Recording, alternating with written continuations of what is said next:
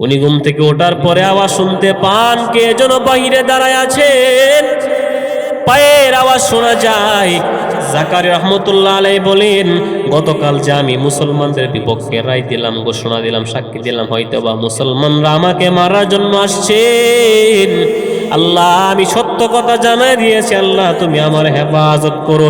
জাকারিয়া রাহমাতুল্লাহ আলাইহি দরজা খুলে তাকায় দেখেন যে সমস্ত হিন্দুরা আদালতে ছিল তারা দাঁড়ায় আছে। আল্লাহু আকবার। জাকারিয়া রাহমাতুল্লাহ আলাইহি বলে, কি কারণ, তোমরা কেন এখানে আসলা?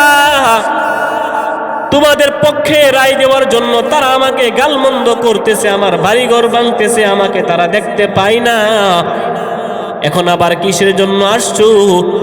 হিন্দুরা বলে, চোখের পানি ছাইরা দিয়া বলে এত সুন্দর মুসলমানের ধর্ম আমরা আগে জানি নাই। আমরা তো মনে করেছিলাম যে সম্পদ বুঝে আপনি মুসলমানদেরকে দিয়ে দিবেন। আমরা সম্পদ পাওয়ার পর বাড়িতে এসে চিন্তা করলাম এত সুন্দর ধর্ম মুসলমানের, শত বাধা বিপত্তি থাকা সত্ত্বেও যারা মিথ্যা বলে না, এই ধর্ম কোনোদিন মিথ্যা ধর্ম হতে পারে না। আমরা আসছি আপনার কাছে কালিমা পড়ে মুসলমান হইয়া জমিটা মসজিদে দিয়ে দেওয়ার জন্য। এটা কি মিথ্যার পাওয়ার না সত্যের পাওয়ার? সত্যের পাওয়ার এমন দাম, এরা মুমিন আল্লাহর গোলাম। একটা ইচ্ছা কি করা যায় না জীবনে, আর কোনোদিন আমি মিথ্যা কথা বলবো না।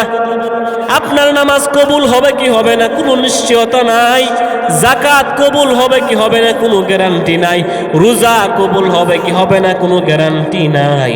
কিন্তু আপনি সত্য কথা বইলা যদি মরতে পারেন, হতে পারে আল্লাহ তাআলা আপনাকে জান্নাত দান করবেন। এই যে বাইজিদ মুস্তাবির কথা শুনছেন না, কুতুবুল আলম আল্লাহ বানায় দিয়েছেন। বলে কেন?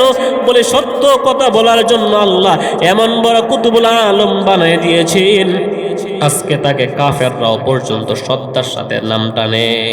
ইহুদি লোক নিজের দেশ থেকে সফর করে ঘুরে ঘুরে দেখতেছে কি গুণ মুসলমানদের মধ্যে আছেন। সিরিয়ার বাজারের মধ্যে আইসা রাত্রে হওয়ার পর বাজারের পাশে একটা ঘরের মধ্যে থাকবেন, কিন্তু বাতি নাই, খাবার নাই। ইহুদি লোকটা বাতি খাবার আনার জন্য বাজারে চলে যায়। বাজারে যাওয়ার পর ওইখানে একটা দোকানে বলছেন, ভাই আমাকে একটা বাতি, টাকা পয়সা দেও। দোকানদারের ঘরের মধ্যে সব কিছু আছে, কিন্তু দোকানদার বলে আমি বিক্রি করব না, আমার সামনের দোকানের মধ্যে যাও। ইহুদি লোকটা তাকায় দেখে আমি যা যা চাইছি, ইহুদির যা যা প্রয়োজন সব এই লোকের দোকানে আছে, কিন্তু ওই লোকের দোকানে কেন পাঠায় দেয়?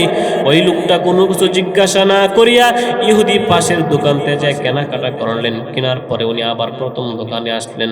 আইসা বলতেছেন, ভাই আমার, আপনি দোকানদার, আমাদের সমাজের মধ্যে দোকানদাররা এমন হয় যে এক দোকানদারকে আরেক দোকানদারকে আমরা ডাউন করবো চিন্তা করে, ঠিক নেই। এমন রেকর্ড পাওয়া যায়, বাজারের মধ্যে যদি দুইটা চাষটল থাকে, এক চাষটল বেশি চলে, দ্বিতীয় দোকানদার রাতের বেলা আগুন লাগায় পুড়া ফেলা, ঠিক নেই। আমাদের এলাকায় কয়েকদিন আগে এমন ঘটনা করছে, চাউলের দোকান, দুইটা দোকান, একটা দোকান আগুন লাগায় পুড়া লাইছে। ইহুদি বলতেছে, তুমি কেন তাকে পাঠায় দিলা? আমার দোকানে কেন তাকে, আমাকে কেন পাঠাইলা ওই দোকানের মধ্যে? ওই মুসলমান দোকানদার বলে, আজকে সারাদিন আমি ভালো টাকা বিক্রি করছি, কিন্তু আমি লক্ষ্য করিয়া দেখলাম আমার মুসলমান ভাই, তার দোকানে ভালো বেচা কেনা হয় নাই, তারও একটা পরিবার আছে, তারও কিছু টাকার দরকার আছে। আমি যা বিক্রি করলাম আমার চলবে, আমি ওই ভাইয়ের উপকার করতে যাই আমি আপনাকে ওই দোকানে পাঠায় দিলাম, যাতে করে ওই ভাই কিছু লাভবান হয়, সে ফায়দা পায়, সেই জন্য পাঠাইছি। ইহুদি লোকটা চোখের পানি ছাইরা দিয়া বলে, হা হা, এই গুণের কারণেই তো তোমরা আগায় যাইতেছো, এই গুণের কারণে তোমরা আগাইতেছো, এই গুণের কারণেই তোমাদের দিন দিন মুসলমান বাড়তেছে। তোমাদের চরিত্র যদি এমন হয়, তাহলে আমাকে এখন তোমরা কালিমা পড়াও, লা ইলাহা ইল্লাল্লাহু মুহাম্মাদুর রাসূলুল্লাহ, বিসমিল্লাহির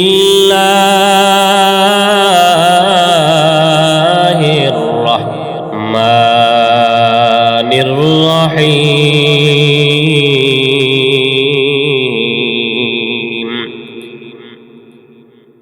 ইয়া আইয়ুহাল্লাযীনা আমানুত্তাকুল্লাহ ওয়ালতানজুর নাফসুম মা কদ্দামাত লিগাদ ওয়াত্তাকুল্লাহ ইন্নাল্লাহা খাবীরুম বিমা তা'মালুন।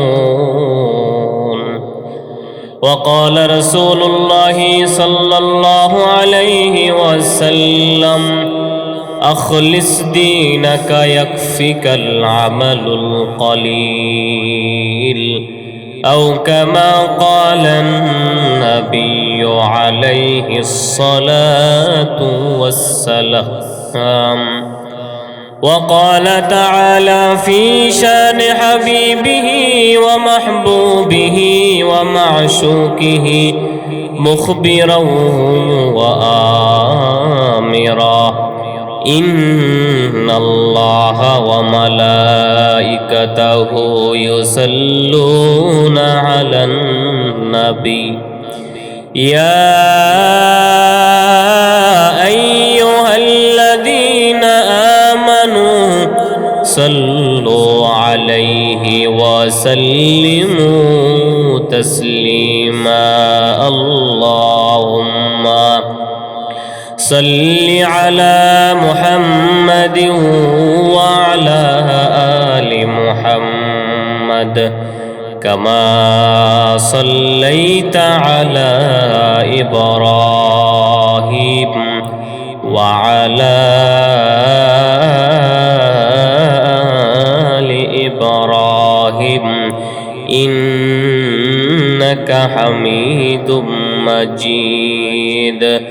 اللهم بارك على محمد وعلى آل محمد كما صليت على إبراهيم وعلى آل إبراهيم إنك حميد مجيد.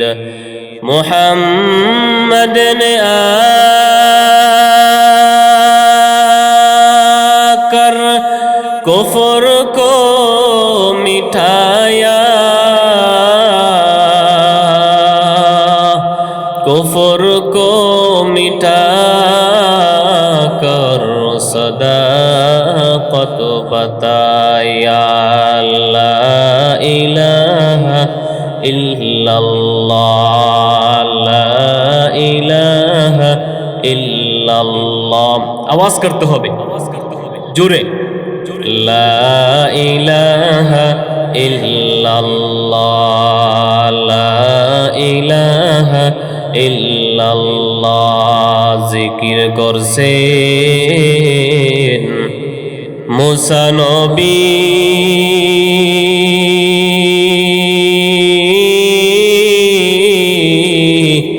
তোর পাহাড়ে গেলেন জ্বলি, খুদার নূরে পাহাড় জ্বলে, খুদার নূরে পাহাড় জ্বলে, নবী মুসা জ্বলে না. হামেশা জিকির কর মুমিন, গাফিল থাইকো না.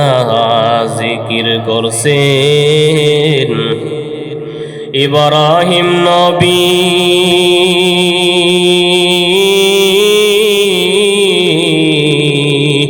নমরুদের আগুনে ফেলি, আগুন হলো ফুল বাগিচা, আগুন হলো ফুল বাগিচা, নবীর পশম জ্বলে না.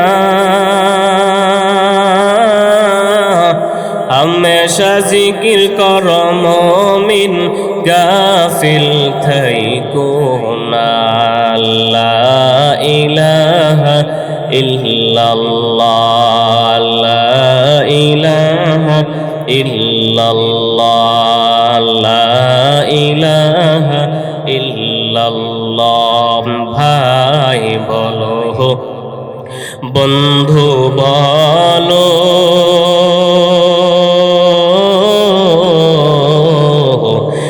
তো আপন নয় তোমার, একা একা রেখে আসবে, একা একা রেখে আসবে অন্ধকার সেই কবরে রে মন, কার লাগিয়া বাদলারে সোনার ঘর। পাগল মন আমার তুমি কার লাগিয়া বাদলারে সুখের ঘর।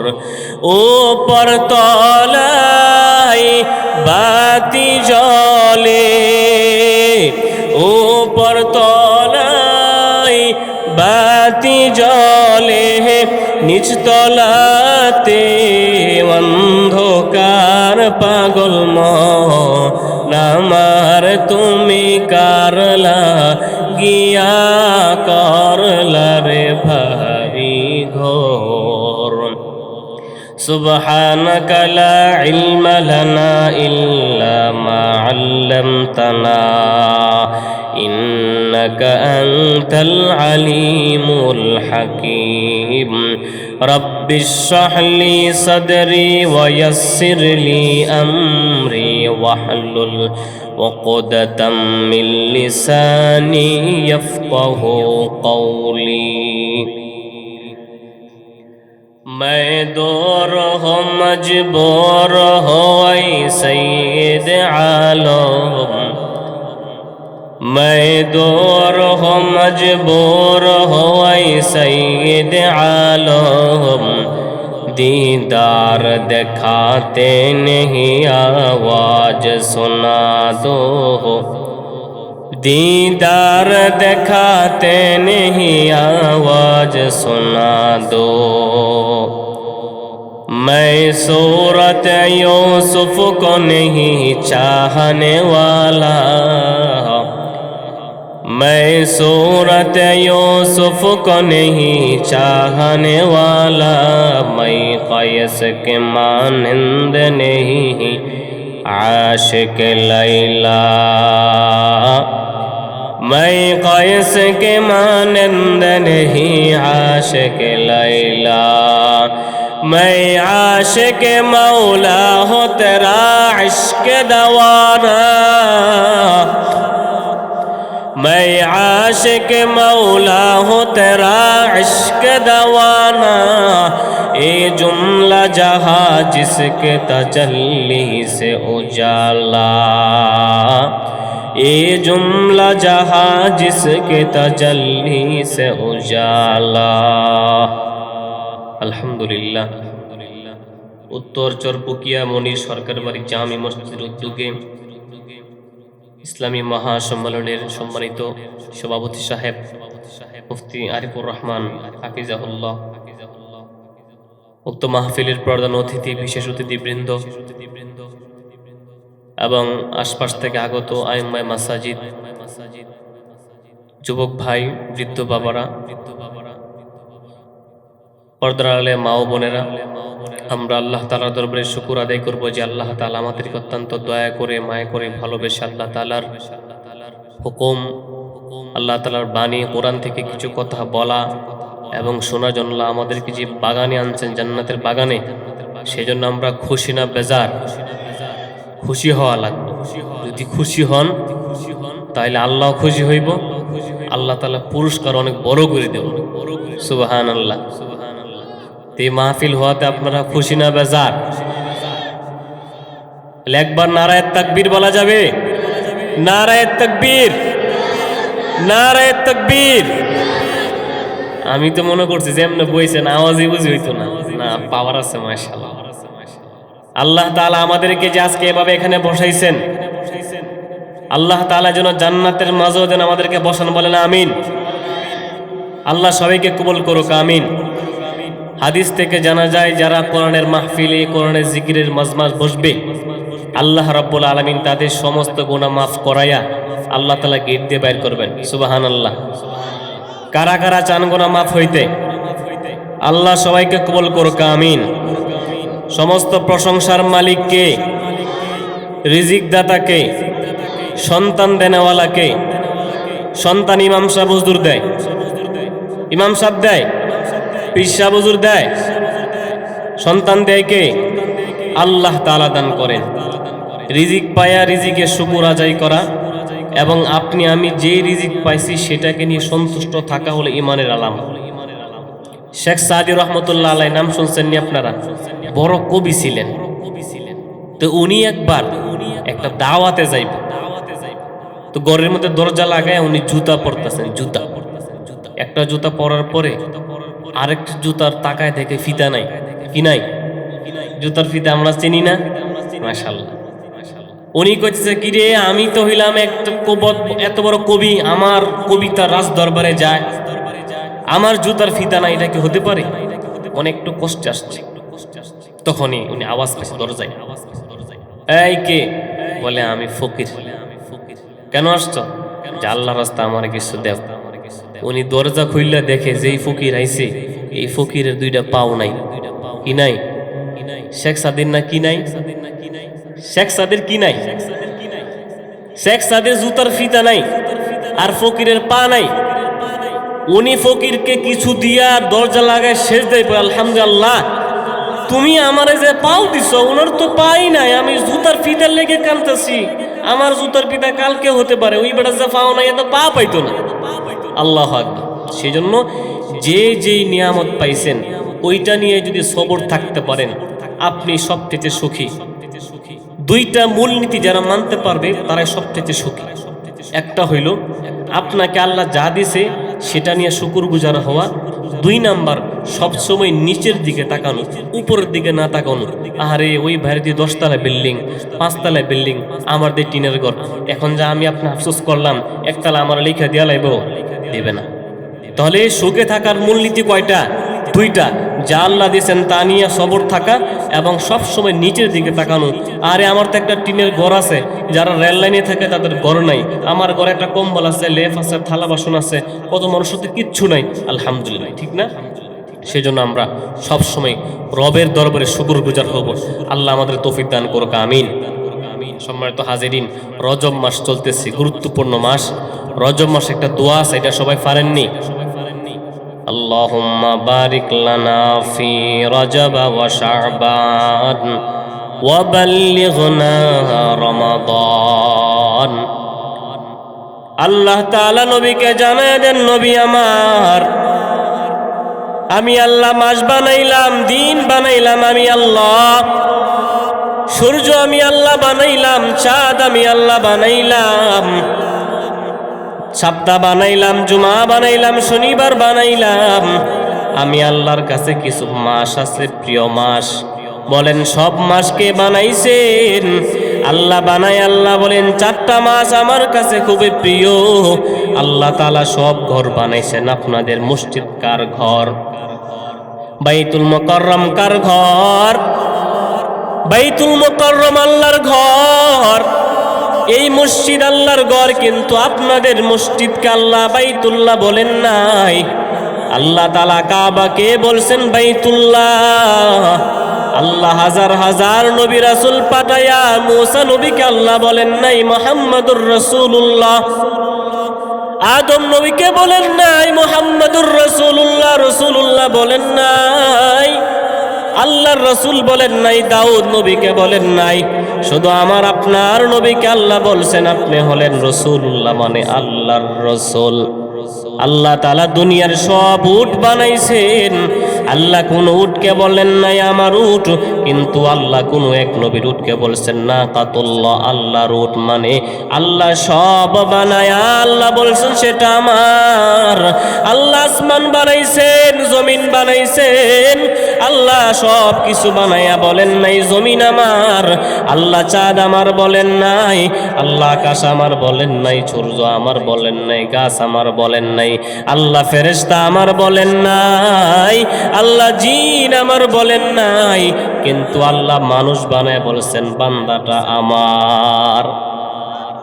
আপনি আপনার সন্তানকে প্যান্ট দেন, জামা দেন, লুঙ্গি কিনে দেন, কোনদিন বলছেননি প্যান্টটা আমার, বিবিরে আপনি কাপড় দেন, জামা দেন, অলংকার দেন, কোনোদিন আপনি বলেন না এই অলংকার আমার। শুধু আপনি বলেন সন্তানটা আমার, বিবি আমার, আমার হওয়ার কারণে আমি বড় মায়া করিয়া আদর করি আমি তারে বানাইয়া দিয়েছি। আল্লাহ বলেন আমি চাঁদ বানাইলাম, সূর্য বানাইলাম, সব কিছু বানাইয়া বললাম বান্দাটা আমার কেন? বলে বান্দার জন্য আমি আল্লাহ সব বানাইয়া দিলাম। বলে কেন? বলে বান্দাটা হলো আমার বড় আদরের, বড় মহাব্বতের। অতীত জমানার মধ্যে নবীদের ব্যাপারে বড় শর্ত ছিল। পয়গম্বর মূসা নবীরে চিনেননি। পয়গম্বর মূসা আলাইহিস সালাম আল্লাহ তাআলার সাথে কথা বলতে যাওয়ার সময় শর্ত ছিল 1 নাম্বার, ও নবী মূসা আপনি তুর পাহাড়ে আসার আগে আপনার জুতা গুলা খুইলা আসবেন। 2 নাম্বার ওযু করে আসবেন। 3 নাম্বার সময় নির্ধারণ করা। আল্লাহ জানায় দেন নবী আমার, অতীত জমানার মধ্যে মানুষের তেমন মসজিদ ছিল না। আল্লাহ তাআলা যদি বলতেন এই জায়গাতেই নামাজ পড়বা, এটাই ছিল নামাজের স্থান। আল্লাহ আমাদের জন্য এমন হালত করে দিয়েছেন যে নবী আপনার বান্দারা উম্মতেরা দুনিয়ার যে কোনো জায়গার মধ্যে থাকুক না কেন, ক্ষেতের লাইল বলেন আর জমি বলেন আর মাঠ বলেন, প্লেন বলেন আর যেখানে বলেন, স্থান যদি পবিত্র হয় ওইখানেই নামাজ পড়া আল্লাহ ইজাজত দিয়ে দিয়েছি। নবীর জন্য শর্ত হলো কি জানেননি? আপনি হুজুর হালাত লাগবে আমি আল্লাহকে ডাকলে, কিন্তু আমাকে জানান আমরা যে দোয়া করি উযু থাকে কিনা। আল্লাহ জানায় দেন না উম্মতে মুহাম্মাদি দোয়া করবে উযু লাগবে না, তাদের কোনো সময় নির্ধারণ করা নাই। যখন আমি আল্লাহর কাছে চাবে আমি আল্লাহ তাদেরকে সব দেব এবং সব দোয়া আমি আল্লাহ কবুল করব। সুবহানাল্লাহ। এই যে একটা ফজিলত কার জন্য? আমার জন্য, আপনার জন্য। সুবহানাল্লাহ। আমাদের পরে কি আর কোনো নবী আসবে, উম্মত আসবে? সব আয়োজন কার জন্য? আমাদের জন্য। আপনাদের সমাজও ধরেন 500 লোকের খাবার আয়োজন করছে, মাত্র 100 লোক আইছে। শেষে আপনার 10 জন বইছেন খাইতেন, তারা কি কইব? খাইবা মানে ভালো করে খাইবা, শেষ নইলে খবর আছে। আল্লাহ তাআলার কাছে যে সওয়াবের যে ভান্ডার আছে এগুলো সব আমরার লাগে। সুবহানাল্লাহ। কেমন? যে একবার আলহামদুলিল্লাহ বললে আল্লাহ তাআলা জান্নাতে একটা গাছ লাগান, পুরো আকাশ জমিন সওয়াব দিয়ে ভরে যাবে। সুবহানাল্লাহ, আল্লাহু আকবার। তাহলে আমরা বড় দামি উম্মত, আল্লাহ বড় আদর করে বানাইছেন। আমাদের যে কি পরিমাণ দাম সেটা আমরা বুঝি না। সেই জন্য আমাদেরকে সব সময় শুকরগুজার হওয়া লাগবে যে আল্লাহ আপনি আমাকে যে মুমিন বানাইছেন, ঈমানওয়ালা বানাইছেন, রাসূলের উম্মত বানাইছেন। আলহামদুলিল্লাহ। সম্মানিত হাজিরিন, আজকে আমরা কথা বলবো একটা বিষয় নিয়ে, সেটা হলো রাসূলের একটা হাদিস আছে যে 4টা জিনিস যাদের মধ্যে থাকবে, ওই 4টা জিনিস যদি কেউ সুন্দরভাবে পালন করতে পারে তাহলে দুনিয়াতে সে কিছু পাক বা না পাক তার কোনো আফসোস নাই, কোনো সমস্যা নেই। আরবাউন ইযা কুন্না ফিকা ফাল আলাইকা মা ফাতাকা মিনাদ দুনিয়া। যে 4টা জিনিস যদি আপনার মধ্যে থাকে, আপনি দুনিয়ার কিচ্ছু পাইছেন না, আপনার টেনশন নাই, আপনি মরবেন জান্নাত। সুবহানাল্লাহ। 4টা জিনিস একদম সহজ। 1 নাম্বার আমানত। 1 নাম্বার কি? 2 নাম্বার সত্য কথা। 2 নাম্বার 3 নাম্বার খুলুকে হাসান, উত্তম চরিত্র। 4 নাম্বার ওয়াইফাতু ফি তুমা, হালাল খাবার। এটা কি সহজ না কঠিন? সহজ না কঠিন? একটু বিস্তারিত শুনি। 1 নাম্বার নবী আমার জানান উম্মতের মধ্যে যারা 4 গুণ অর্জন করবে, আমানতের গুণ যারা অর্জন করবে, আমি আল্লাহর কাছে যদি তারা আমানতের গুণ নিয়ে আসতে পারে, নবী উম্মতদেরকে জানায় দেন তাদের কোনো হিসাব নিকাশ নাই, আমি আল্লাহ জান্নাত দিয়া দিমু। এখন আসেন আমানত কাকে বলা হয়? আমানত ফিল জাওয়ারিহ, 1 নাম্বার অঙ্গ প্রত্যঙ্গের আমানত। আপনি হাত দ্বারা কি করছেন, পা দ্বারা কি করছেন, চোখ দ্বারা কি করছেন? আল্লাহ বলেন আমি সব তোমার কাছে আমানত রাখলাম। এই যে আমি আল্লাহ তোমারে কান দিলাম, আমি আল্লাহ তোমারে চক্ষু দিলাম, তোমারে মেধা দিলাম, ব্রেন দিলাম, এগুলা আমি আল্লাহর আমানত। আমি আল্লাহর আমানত। চোখ দিয়া তুমি আমি আল্লাহর নাজ নিয়ামত দেখবা, হারাম দেখবা না। আমি আল্লাহর নিয়ামত। পা দিয়া তুমি আমি আল্লাহর দিকে আগায় আসবা। মসজিদ থেকে হাইয়া আলাস সালার আযান হবে, আর তুমি মসজিদের দিকে দৌড়াই আসতে থাকবা। আমি আল্লাহর আমানত। হাত দিয়া তুমি অন্যায় করতে পারবা না। তুমি একা থাকো আর গোপনে থাকো, আবদ্ধ ঘরের মধ্যে থাকো। যুবক, তোমার কাছে বড় ফোন আছে, এমবি আছে, দুনিয়ার কেউ জানে না, কিন্তু কে জানে? তুমি এই হাতকে যদি হারাম জায়গায় লাগাও, আল্লাহ তাআলা বলেন তুমি আমানতের খেয়ানত করলা। ওই দিন এই খেয়ানত করার কারণে কঠিন দিন আল্লাহর কাছে তোমাকে এই হাত সাক্ষ্য দিবেন যে আল্লাহ এই হাত দ্বারা অন্যায় করছেন আল্লাহ, তাকে তুমি জাহান্নাম দান করো। 2 নাম্বার, আমানত ফিল ওয়াদায়ে, গচ্ছিত মালের আমানত।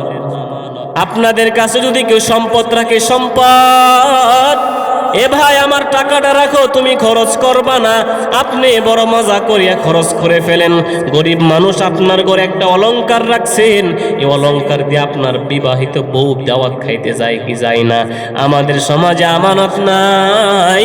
এমন কি মসজিদ থেকে মুসল্লি বাইর হইছে, বাইর হইয়া তাকায় দেখে মসজিদের সামনে 500 টাকার নোট পড়া। মুসল্লি আস্তে কইরা টাকার উপরে পাড়া দিয়া দাঁড়ায় থাকে, উনি হাঁটে না। এই তুমি যাইবা না? বলে না, আমার পাও জিঞ্জি ধরছে। উনার তো পায়ের নিচে 500 টাকার নোট। নামাজ থেকে বাইর হইছে, 500 টাকার নোট দেখে ওনার কোনো খবর নাই। বলে ওনার আমানতের কোনো গুরুত্ব নাই। অতীত জমানায় এমন ছিল যে এমন ভাবে মানুষ আমানত আদায় করত যে অন্যের মাল যদি কেউ পাইতো, ওই মাল দেওয়ার জন্য তারা তৈয়ার থাকতো। কিতাবের মধ্যে পাওয়া যায় আবু বকর রহমতুল্লাহ আলাই, বড় কুতুবুল আলম, উনি সুদূর ইয়ামান থেকে মক্কার জমিনে আসছেন হজ উমরা করার জন্য। ওনার কাছে যে সামানা খাদ্যদ্রব্য ছিল সব শেষ হয়ে গিয়েছেন। উনি বাইতুল্লাহর মধ্যে, হারামের মধ্যে তোয়াফ করেন। তোয়াফ করার পর্যায়ে উনি একটা বড় পুটলা ব্যাগ পাইছেন। ওই ব্যাগের মধ্যে স্বর্ণ খচিত একটা হীরা মণিমুক্তার হার। বলেন সুবহানাল্লাহ। এই হার আমরা যদি পাইতাম তাহলে কি করতাম? আমাদের সমাজে দেখছেন নি, আমাদের সন্তানেরা যদি কিছু পায়, ঘরের মধ্যে নিয়ে আসলে কয় রেখে দাও, আর তুই বাইরে যাইস না। সন্তান যদি কোনো কিছু চুরি করে আনে, বাবাই বলে আমার সন্তান বড় সাহসওয়ালা। ঠিক নি? তুই খুব চালাক, তুই এটা আমার ফুট, তুই যে চুরি করে আনছস। আরেকবার ফুসকুনি মাছ লিয়ে পড়ছে, মাশাআল্লাহ সাহস আছে, পুরো বাপের মতো হয়েছে। ঠিক নি? সম্পদ পায়া উনি হতাশা, বলে এখন আমি কি করব? আর ওই সম্পদটা যে এই যে হারটা একটা বৃদ্ধ লোকের, উনি ওনার একমাত্র কন্যার বিবাহের সময় ওনাকে হাদিয়া দেবেন বলে উনি কিনছেন, কিন্তু বৃদ্ধ মানুষ হারাইয়া ফেলছেন। এই বৃদ্ধ মানুষ এই অলঙ্কারটা হারাইয়া মক্কার উঁচু জায়গার মধ্যে দাঁড়াইয়া বলতেছে, কে আছো? আমি ওই সুদূর এক প্রবাস থেকে আসছি, আমার কাছে একটা মূল্যবান সম্পদ ছিল। ওই সম্পদটা যদি কেউ পায়ে থাকো, আমার কাছে যদি দিতে পারো, আমি তোমাকে 300 টাকার একটা হাদিয়া দেব। এলান ছড়ায় পড়ার পর সবাই স্বর্ণের পুটলাটা খুঁজতেছে, কেউ পাই না। কিন্তু আবু বকর রহমতুল্লাহ আলাইহি পায়া ঘরের মধ্যে নিয়ে গিয়েছেন। ঘরের মধ্যে রাখার পর উনি ঘুরতেছেন যে দেখি কোন মালিক এটাকে খুঁজে বেড়ায়। একটু পরে তাকায় দেখে উঁচা জায়গার মধ্যে বৃদ্ধ কাঁদতেছে আর খুঁজতেছে। আবু বকর তার কাছে যায় বলে, ও দাদা আমার, আপনি কেন কান্না করেন? বলে আমি এই জন্য কান্না করি, আমার একটা মূল্যবান সম্পদ আমি আমার মেয়ের বিবাহের জন্য কিনছিলাম, আজকে আমি এটা হারায় ফেলছি। যদি কেউ পায়ে থাকে বা তুমি পাইছো কিনা আমার কাছে আইনা দাও। আবু বকর তার হাতটা ধইরা তার তাবুতে নিয়ে যায়, যায়া তাকে হাতটা দেখায়, বলে এটা কি আপনার? বলে হ্যাঁ, এই সম্পদটা হলো আমার। উনি খুশিতে কান্না করতেছেন, বলে আলহামদুলিল্লাহ, আল্লাহ আমার দোয়া কবুল করেছেন। আর আল্লাহ আমাকে এটা ফিরিয়ে দিয়েছেন। ওই বৃদ্ধ বলতেছে, আমি যে ঘোষণা করছিলাম যে লোকটা আমার অলংকারটা পায়ে দেব তাকে আমি 300 টাকা দিব, স্বর্ণের টাকা। এই নেও তোমার 300 টাকা। আবু বকর রহমতুল্লাহ আলাইহি বলে, না না আমি এটা নিব না, আমার জন্য নেওয়া বৈধ। কিন্তু রাসূল বলেছেন, যদি কোনো উম্মত কোনো মুসলমান ভাইয়ের উপকার করে রাসূল আল্লাহ বলেন তাকে আল্লাহ ডাবল তাকে মালিক বানায় দিবেন। যেমন ধরেন আপনি আমাকে 500 টাকা পায়ে দিলেন, আমি আপনাকে 100 টাকা দেওয়ার কথা ছিল, আপনি 100 টাকা নেন নাই। রাসূলের হাদিস থেকে বোঝা যায় পরবর্তীতে আল্লাহ আপনাকে 500 টাকার মালিক বানায় দিবেন। আবু বকর রহমতুল্লাহ আলাইহি 300 টাকা নেন নাই, যদিও ওনার পেটের মধ্যে খুব ক্ষুধা, টাকা নাই পয়সা নাই, ওনাকে হার টাইম নিতে দিয়া দিলেন। আর ওই বৃদ্ধ লোকটা চোখের পানি ছাইরা কান্না করতেছেন, দুনিয়ার জমিনে এত ভালো মানুষ এখনো আছেন, স্বর্ণের হাতটা তো ফিরে দিছে কিন্তু আমার থেকে 300 টাকাও নেই নাই।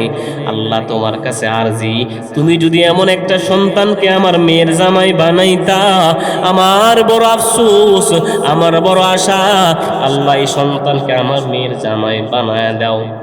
দোয়া মনে আছে আপনাদের? কি দোয়া করছে? এই ছেলেকে কি বানাই দিত? কোন মেয়ের জামাই? যেই মেয়ের লেগে হাতটা কি করছে, কিনছে। হজের মৌসুম, কেউ কাউরে চিনে, সবাই জার্জি দেশে গেছে, অনেক বছর হয়ে গেছে। আবু বকর রহমতুল্লাহ আলাইহি অনেক দিন পরে উনি একটা জাহাজে সফর করে রওনা হয়েছে। জাহাজে সফর করে রওনা হওয়ার পরে আল্লাহর কুদরতি ফায়সালা জাহাজ ডুবে গেছে। উনি একটা তক্তার উপরে ভাসতে ভাসতে একটা দ্বীপে যায় লাগছে। দ্বীপে লাগার পরে কিতাবে আসছে ওনাকে মানুষ এখান থেকে উঠায় নিছেন, ওনাকে চিকিৎসা করার পরে ওনার হুশ আইছে। আর উনি হুশ আসার সাথে সাথে কোরআন তেলাওয়াত করতেছে, সুবহানাল্লাহ। কোরআন তেলাওয়াত করার পরে লোকেরা বুঝছে উনি মুসলমান। আর আগে, এখন তো আমরা মুসলমান চিনি দাড়ি দিয়া, কি দিয়া? আগে সবাই দাড়ি রাখতো। আবু জাহেল হের অত বড় বড় দাড়ি আছে সিটারের, তো সবার দাড়ি আছে। কোরআন তেলাওয়াতের মাধ্যমে বুঝতে পারছে যে উনি মুসলমান। বলছেন, আপনি কে? বলে, আমি আবু বকর, আমি দূর দেশের বাসিন্দা। বলে, এখানে কেমনে? বলে, আমার জাহাজ ডুবে গেছে। বলে, আল্লাহর কুদরতির ফায়সালা, গত কয়েক সপ্তাহ আগে আমাদের মসজিদের ইমাম মারা গেছেন, নামাজ পড়ানোর মতো কেউ নাই, আপনি আমাদের এখানে থাকেন, নামাজ পড়াইবেন, আপনারা কিছু হাদিয়া দিব, টাকা পয়সা দিব, আর আমাদের সন্তানদেরকে কোরআন শিখাইবেন, আপনার এখানে চাকরি। উনি বলে, আমি কোন দেশের মধ্যে আসলাম, এখন তো আমার যাওয়ার কোনো ইচ্ছা নাই, কারণ আমি কোরআন জানি, আমি কোরআন শিখাইতে থাকি, ওই মসজিদে নামাজ পড়াই, কোরআন শিখাই। হঠাৎ করে একদিন এক মুসল্লি বলতেছে, হুজুর আপনি বিয়া করছেন নি? না। আপনি যদি বিবাহ না করে থাকেন, আপনার কেমন তামান্না, কেমন মেয়ে আপনি বিবাহ করবেন? আমাদের সমাজে মানুষ বউ খুঁজতে যায়, কেমন মেয়ে খুঁজে? একবারে লাইট, একদম সুন্দরী, নামাজ পড়ে কিনা তার কোনো খবর নাই, পর্দা করে কিনা কোনো খবর নাই, শুধু সুন্দর কিনা। আজকে সমাজের পোলাপাইনগুলা খালি শ্বশুর বাড়ির সম্পদ দেখে, শ্বশুর কি করে, কয়টা মার্কেট আছে, কয়খানি জমি আছেন।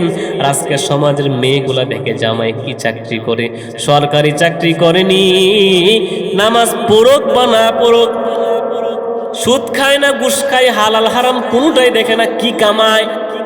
এ কথা মিশা। মানুষ এখন দেখে কি, জামাইয়ের যে বিদেশ চাইছে, কয়টা বাড়ি আছে, কয়টা বিডা, 60টা বিডা। আমার জিজ্ঞেস, আগো জোরের নামাজ কয় রাকাত? 14 রাকাত। কয় রাকাত? 14 রাকাত। আমাদের হুজুর বলছেন এক এলাকাতে আপনার জামাই দেখতে গেছে, যাওয়ার পরে জামাইয়ের জিগান লাগে না যে কোরআন শরীফ পড়ো কিনা? জিগাইছে, আগো তুমি কোরআন শরীফ পড়তারো নি? আমরা করো তো কোরআন শরীফ নাই, একটা কোরআন শরীফ লই আও। তো উনি খুঁজতে খুঁজতে ঘর থেকে আলমার উপর থেকে একটা কোরআন শরীফ আনছে। আরে ধুলাবালি, আমাদের ঘরের এখন টিভি সুন্দর থাকে ঠিক না, টিভির একটা কভার থাকে, রিমোটের কভার থাকে, দেখেন সুপার কভার বেরিয়ে গেছে, এটা আগে আসি। কিন্তু কোরআন শরীফের একটা গিলা বালু কারে কয়, ভাই মিশা কথা কইছি। ওই লোকে কোরআন শরীফটা খুঁজা মুই জানছে দিছে হুজুর রাতে বিয়ার সময়। হুজুরে মুস্তাহ কিও ভাই আপনার কোরআন শরীফ ধুলাবালি কারে? কো হুজুর, গত কয়েক মাস আগে আমার আম্মা যে মারা গেছি, মসজিদ থেকে আনছিলাম, কইরে রাখছিলাম এনো, আব্বা মরে না আর এটাও নামাই না। বুঝছেন নি ব্যাপারটা? মানে কোরআন শরীফ আব্বার মা মারা গেছিল না, মা মারার সময় কোরআন শরীফ পড়ছিল, এখন পড়ে যা রাখছে, আবার মা মরলে না নামাইতো, মা ও মরে না কোরআনও নামা না, এমন সন্তান। চিন্তা করুন ব্যাপারটা। জিজ্ঞেস করছে সূরা ফালাকটা বলো, বলতে পারেন। অত স্মার্ট, লিবিয়া থেকে ইটালি গেছে, টাকা পয়সার অভাব নাই। আমাদের সমাজ এমন পচাগান্ডা হয়েছে, দিনদারি দেখে না, শুধু টাকা থেকে, টাকা আছে আর কোনো টেনশন নাই। সেই জন্য ভাইরা আমার, একটা মূলনীতি শিখা যায়। বিবাহ শাদীর ক্ষেত্রে আগে দিন দেখবেন ছেলেটা নামাজ পড়ে কিনা। একটা মূলনীতি শোনেন, সন্তান যদি যোগ্যশীল হয়, নেককার সলে হয়, এই সন্তান আজও কালক সে প্রতিষ্ঠিত হইবই। আর পোলাপান যদি টাকাওয়ালা কিন্তু গাঞ্জা খা, জোয়া খেলে, জিন্দিগি তো সম্পদ ধরে রাখত, ঠিক নেই? ওই যে হুজুর বলতেছে, ইমাম সাহেব আপনি বিবাহ করবেন, আমাদের গ্রামের মধ্যে একটা রূপবতী সুন্দরী নেককার সলেহা একটা নারী আছেন। ওই নারীর বাবা অত্যন্ত বুজুর্গ ছিলেন, সে সারা জীবন কান্না করতো, আল্লাহ আমার মেয়ের জন্য একটা আলেম জামাই দেন, আল্লাহ কোরআনের হাফেজ দান করেন, আল্লাহ মুফতি সাহেব দেন। ওই লোক কান্না করতে করতে গত কয়েক মাস আগে তার মরণ হয়েছে, কিন্তু তার বিবাহর বাকি একটা মেয়ে বাকি আছে। আপনি বিবাহ করবেননি, কারণ আপনার চরিত্র আর ওই মেয়ের চরিত্র বড় কাছাকাছি, যদি বিবাহ হয় বলো ভালো হইব। ইমাম সাহেব হুজুর ওই যে আবু বকর রহমতুল্লাহ আলাইহি, উনি বলেন আমার টাকা নাই, পয়সা নাই, আমার মা নাই, বাবা নাই, একটা মেয়ে হইলে হয়েছে, আমি বিবাহ করে ফেলি, কারণ আমার গুনাহ থেকে বাঁচা দরকার। বিবাহ হয়ে গেছে, আকদ হয়ে গেছে। বাসুর রাতে যখন তাদেরকে ঘরের মধ্যে দিয়েছেন, আবু বকর তাকায় দেখে ওই যে মক্কার জমিন একটা হার পাইছিলেন, আপনাদের মনে আছে কিনা? ওই থলির মধ্যে হারটা ওই মহিলার গলার মধ্যে। আল্লাহু আকবার। আবু বকর রহমতুল্লাহ আলাইহি ঘরে ঢুকে মহিলার সাথে কথা না বইলা শুধু গলার মধ্যে হারটা হাতায়, দেখে কয়টা স্বর্ণ মুদ্রা আছে, কয়টা মণিমুক্তা আছে। ওই মহিলা মনে মনে বলে, আই হাই, মানুষ আমাকে বলছে ইমাম সাহেব বড় ভালো মানুষ, সম্পদের লোভ নাই, টাকার লোভ নাই, ওই নে দিয়ে আমার সাথে সাক্ষাৎ হয়ে আমার সম্পদ হাতাইতেছে, আমার অলংকার হাতাইতেছে, কথা তো বলতেছে না। আবু বকর বলেন, ও মহিলা, আমার বিবি আমার, আপনি মনে কষ্ট পায়েন না, আপনার ভিতরে কি চলতেছে আমি আন্দাজ করতেছি। আপনি বলতেছেন আলেম হইয়া, ইমাম সাহেব হইয়া আপনি কেন অলংকার হাতাইতেছেন? তবে তার পিছনে একটা কারণ আছে। বলে কি কারণ বলো? কয়েক বছর আগে মক্কার জমিনে আমি একটা হার পাইছিলাম, আমার মনে হয় সেই হারটা এইটা। মেয়ে চমকায় উঠছে, বলে আপনি কি আবু বকর? যে আবু বকরের কারণে আমার আব্বা সারাদিন কান্না করতো। বলে কি যুবক আমি মদিনাতে রাইখা আসলাম, কি যুবক আমি মক্কার জমিনে রাইখা আসলাম। আমার আব্বা তাহাজ্জুদের নামাজে দোয়া করতেন, ও আমার রব, ও আমার আল্লাহ, আমার মেয়ের জন্য ওই সন্তানকে তুমি জামাই বানাও। ছেলের বাড়ি কই জানা নাই, বংশ জানা নাই, শুধু আল্লাহর কাছে বলতো, আল্লাহ আপনি তাকে আমার মেয়ের জামাই বানাই। আল্লাহ বড় কুদরতওয়ালা, আল্লাহ বড় ক্ষমতাবান, আল্লাহ তাকে কুদরতের কারিশমা দিয়া দিবে, আইনা ফালছে না, ওই মেয়ের সাথে বিবাহ দিছেন। আর একটা কথা আছে, স্বামী থাকা অবস্থায় মেয়ে যদি বউ মারা যায়, বউর সম্পদ স্বামী পায় কি পায় না? কয়েকদিন পরে ওই বিবি মারা গেছে, বিবি মারা যাওয়ার পর অলংকারটা স্বামী তার মালিক হয়ে গেছে। বুঝতে পারছেন? এই যে হাতটা, বউ মারা গেছে, স্বামী মালিক হয়ে গেছে। আর আমরা আগে কি বলছিলাম, যদি কোনো ব্যক্তি কেউ আল্লাহর জন্য কোনো মাল ছাইরা দেয়, আল্লাহ তাআলা পরে তাকে মালের মালিক তাকে বানাই দেয়। সুবহানাল্লাহ, মালের মালিক বানাই দিসনি তাকে। সেই জন্য ভাই, যদি আপনি কারো সম্পদ পায়ে ফেলেন, মাসালা হইল, আমাদের সমাজে কেউ কোন টাকা পাইলে এটা মসজিদে দিয়ে দেয়, না মসজিদে দেওয়া যাবে না, মসজিদ কি ফকির। যদি আপনি কারো টাকা পান, ধরেন টাকাটা বেশি, 1000 2000 টাকাটা আপনার কাছে রাখবেন, রেখে আপনি খুঁজবেন যে এটার মালিক কই, কেউ এটা খুঁজতে আসে কিনা, তাকে দিয়ে দিবেন। যদি কাউকে পান নাই আপনি, তখন এটা আপনাকে যারা সৎকার উপযুক্ত ফকির তাদেরকে দিয়ে দিবেন। আমাদের সমাজে মসজিদে দিয়ে দেয়, ঠিক না? মসজিদ কি সৎকার উপযুক্ত স্থান? পাওয়া টাকা মসজিদে দিবেন না, বরং এটা কাকে দিবেন? মালিককে না পাইলে এটা কে পাবে? কে পাবে? ফকির মিসকিন পাবে। একটা কথা, তাহলে 1 নাম্বার গুণ নাকি ভাই? আমানতের গুণ। কি গুণ? ইনশাআল্লাহ ভাই এটা পারা যাবে, আমানত রাখতে পারবেন নি ভাই? হ্যাঁ, হাতের আমানত করা যাবে। যুবক ভাইরা আমার, কিয়ামতের মাঠে আল্লাহ তাআলা বলবেন, যারা এই হাত দিয়ে জেনাবে বিচার করবে, অবৈধ জায়গায় যারা ব্যবহার করব, ওই কিয়ামতের মাঠে হাতটা গর্ভবতী হয়ে যাবো, বলেন নাউজুবিল্লাহ। দুনিয়ার কেউ দেখুক বা না দেখুক, যে যে অন্যায় করবে, আল্লাহ রসুল বলেন এই হাত কিয়ামতের মাঠে গর্ভবতী হবে। যে হাতকে যে লজ্জাস্থানে লাগায়া অবৈধভাবে যদি কেউ ব্যবহার করে, আল্লাহ তাআলা তাকে শাস্তি দিবেন। এখন চিন্তা করে দেখেন, কিয়ামতের মাঠে যদি আপনার হাতটা গর্ভবতী হয়, আপনার হালত কি হবে? যেই গুনার কারণে আপনি গড় লাগাইছেন, দরজা লাগাইছেন, মা যাতে না জানে, বাপ যাতে না জানে, ইমাম সাহেব যাতে না জানে, ওই গুণ আল্লাহ তাআলা কিয়ামতের মাঠে সবার সামনে আল্লাহ তাআলা ওপেন করে দিবেন। সেই জন্য 1 নাম্বার গুণ হলো কি? আমানতের গুণ। 2 নাম্বার গুণ হলো সত্য কথা বলা। কি কথা বলা? সত্য কথা আমরা কইনি ভাই। ভাই আমার, সত্য কথা যদি আমি আপনি না বলি, তাহলে কিয়ামতের মাঠে কিন্তু ফাইসা যাবো। সত্য কথা এমন একটা গুণ, পাক্কা ঈমানওয়ালা মুমিনওয়ালার গুণ হলো সত্য কথা বলা। রাসূল বলেন, আসিদকু ইউনজি ওয়াল কিযবু ইহলিক। সত্য আপনাকে মুক্তি দিবে, মিথ্যা আপনাকে ধ্বংস করবে। একটা প্রতিজ্ঞা আজকে করতে পারবেন মাহফিল থেকে, যে আমি যতদিন বাঁচবো দুনিয়াতে, আমার জান চলে যাক, মাল চলে যাক, ইজ্জত চলে যাক, সত্য কথা বলবই। ইনশাআল্লাহ পারা যাবে। আমাদের সমাজে পোলাপাইন দেখবেন, একটা বলে চাপা মারা। কি মারা?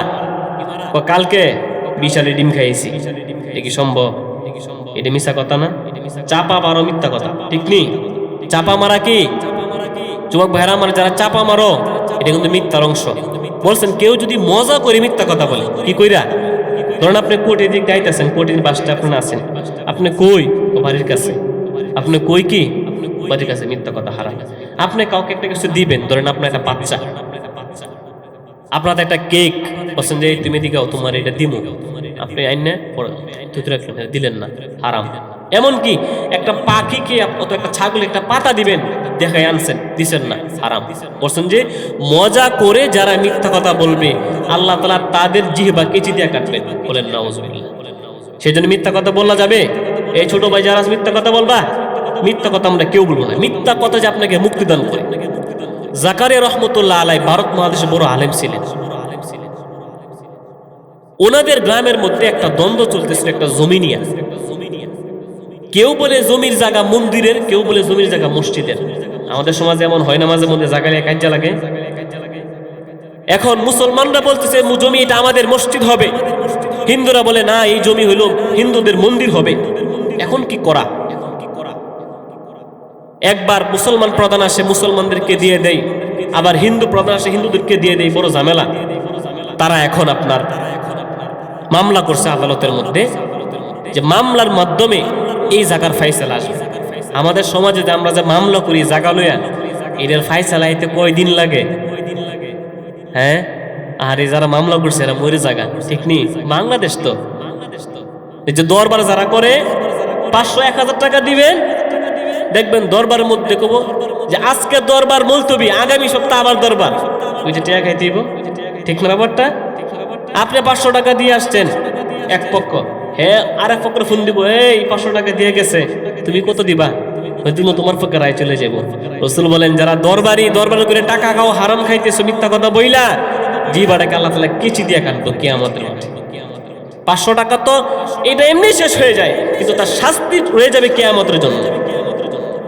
তখন ওই মামলার রায় হয়েছে যে এই এলাকার মধ্যে যত মুরব্বী, মানে মারাত্মক মুরব্বী আছে, ওই মুরব্বী দুজি কয় যে এই জায়গাটার মালিক মুসলমান, আর যদি হিন্দু তলে হিন্দু, যেহেতু কোনো দলিল টলিল নাই। সাক্ষী কি? মুরব্বী যদি বলে জায়গার মালিক মুসলমান, তাহলে এই মুসলমান মালিক হইব। মুরব্বী যদি বলে জায়গার মালিক হিন্দু, তাহলে কি হিন্দু হইব। মুরব্বীরা আদালতের মধ্যে ডাকছে, আদালতে গেছে, মুরব্বী হাজির মুসলমান জাকারিয়া রহমতুল্লাহ আলাইহি। মুসলমানরা বড় খুশি হয়ে গিয়েছেন। বলে কেমন? বলে আমাদের মুসলমান তো সাক্ষী দেওয়ার জন্য গিয়েছেন, এই জায়গার মালিক আমরা ওটু হয়ে যাবো। হিন্দুরা মন খারাপ করে আছেন, বলে জমিন আমাদের কপালে নাই। বলে কেন? বলে সাক্ষী তো মুসলমানের পক্ষের, আবার মসজিদের জন্য। মাঝে মধ্যে দেখবেন আমাদের সমাজের মধ্যে মসজিদের জন্য মিথ্যা কথা বলে ফেলে, ভালো কাজের জন্য মিথ্যা কথা বলে ফেলে। এই যে ওয়াজে আসে নাই, বাড়িতে যায় বলবো আমি মাহফিল থেকে আসছি, এমন আছে না? সবাই দিক দিয়ে আতঙ্কের মধ্যে আছে। বিচারক বলছে, ও জাকারিয়া রহমতুল্লাহ আলাইহি আপনি জানান এই জমির মালিককে মুসলমান না হিন্দু। জাকারিয়া রহমতুল্লাহ আলাই মাথাটাকে নিচু কইরা রাইখা হঠাৎ করে মাথা উঠায় বলে জায়গাটা হইল হিন্দুদের। জায়গা কার? রাই ঘুরে গেছে। মুসলমান কয় এ হুজুর সেটা সেচ্ছে দেখছো নি? হ্যাঁ, ওদের কাছ থেকে ঘুষ খাইছে, টাকা খাইছে। এইটা আমরার মৌলবী না, আমরা হুজুর না। হুজুর সুদের বিরুদ্ধে ওয়াজ করলে হুজুর এটা যোগ্য না। হ্যাঁ, সব হিসাব হুজুর আমার ঘরে খান, আপনি খায় আমার বিরুদ্ধে কথা কন। কি শুরু করছেন আপনি? কেশিয়ারে কইব বেতন আপনি আরেকখানতে নিয়েন, আপনি আমার লাইনেন না, ঠিক আছে না? আমি নিজে মসজিদে নামাজ পড়াই, ভৈরবে একটা জুমা পড়াই। আমি ইন্টারভিউ সময় কয়ে দিছি যে যত কোরআন হাইছে যত কথা আছে সব কথা বলো হইব। আগে কোনো সুদের কথা, কিসের কথা? ঘুষের কথা আগে বলা হইব। কারণ সুদ ঘুষ বিধানটা কার? আল্লাহর অবৈধ একটা বিধান। এটা আপনি খাইবেন, এটা আমি না করতে এটাকে আমরা স্কুলে সারে কইব নাকি? আমারও তো কর দায়িত্ব, ঠিক নি ব্যাপারটা? ওটুওয়ালা কি কথা কইতে পারবো যে সুদ খায়েন না? ইমাম সাহেবকে বলতে হবে যে আপনি সুদ খাবেন না, ঘুষ খাবেন না, জেনা করবেন না। আমাদের সমাজ এমন হয়ে গেছে গা, ইমাম সাহেব হক কথা কইলে হুজুর চাকরি আরেক কোন দেখেন, আমরা আরেক হুজুর দেখতেছি, ঠিক না? হ্যাঁ, আল্লাহু আকবার। এই সহি মিম্বার থেকে যদি হক কথা প্রকাশ না পায়, মসজিদের মিম্বর থেকে যদি সহি কথা প্রকাশ না পায়, আর কোত্থেকে প্রকাশ পাবে? বুঝান না আপনাকে, আপনাকে আমাকে কে বুঝাবে যে এটা হালাল, এটা হারাম, এটা নাজায়েজ, এটা জায়েজ? এটা কে বুঝাবে? কোন মসজিদের ইমামকে কেউ নিজে আসে না, আল্লাহ তাকে বসান, যদিও বেতন কয়েকটা, ঠিক নেই? একটা মূল শুধু মনে রাখবেন, আমাদের ছিল যে কোন মসজিদের মুসল্লিরা সানা হুজুররা টেহার মালিক খালি কিসা যে হুজুর আপনি আমরা থাকবেন, 3 বেলা টিফিন দিয়ে ভাত দিমু খাইবেন, আর আপনি আমাদেরকে বয়ান করবেন আসমানের উপরে জমিনের নিচে, আর কোনো মেন কথা আপনি কইতেন। অথচ মসজিদের মিম্বার এমন যেখান থেকে রাষ্ট্র পরিচালনা করার মতো স্থান কি মসজিদের মিম্বার। আল্লাহু আকবার। মুসলমানরা বলতেছে যে হুজুর আপনি ঘুষ খাইছেন, জাকারিয়া রহমতুল্লাহ আলাইহি বলার পরে উনি বলছেন জাকাটা কাদের? হিন্দুদের। জজ রায় দিয়া দিয়েছেন যে জাকা হিন্দুদের। হিন্দুরা বড় খুশি হইয়া তারা বাড়ির দিকে রওনা হয়ে গেছেন, মন্দির বানাইবে, তারা রেডি হইতেছেন। আর মুসলমানরা হুজুরদেরকে গালি দিয়া দিয়া বাড়ির পর্যন্ত নিয়ে গিয়েছেন। জাকারিয়া রহমতুল্লাহ আলাইহি রাত্রে হওয়ার পরে শেষ রাতে উনি নামাজ পড়ার জন্য দাঁড়াইতেছিলেন। উঠছেন ঘুম থেকে।